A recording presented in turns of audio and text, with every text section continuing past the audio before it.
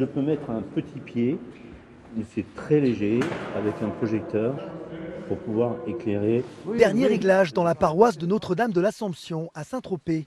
Pour la cérémonie, l'abbé Jean-Paul Gouarin a préparé un discours simple avec des textes choisis par la famille de Brigitte Bardot.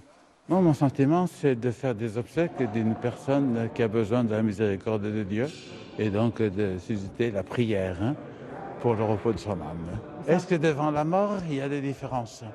Non. Donc, on l'accueille.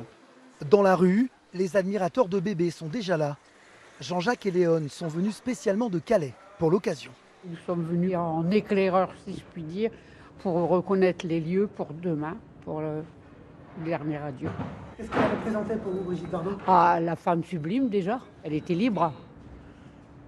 Et pour les animaux aussi. Sur le port, un écran géant sera positionné pour permettre au public de suivre la cérémonie à l'église. Ce restaurateur est en première ligne. Demain, il doit accueillir la famille du styliste de Brigitte Bardot. L'affiche qu'on a depuis un moment ici, où il y a Brigitte Bardot et Jean Bouquin, du coup, qui sont devant la crêperie. Donc la photo qui a été prise en 1969. Et du coup, la fille de Jean Bouquin vient déjeuner et ils veulent être ici sous l'affiche de son père, du coup, avec Brigitte. Voilà. On va les accueillir avec plaisir. Du côté de la sécurité, une centaine de gendarmes seront mobilisés pour l'événement.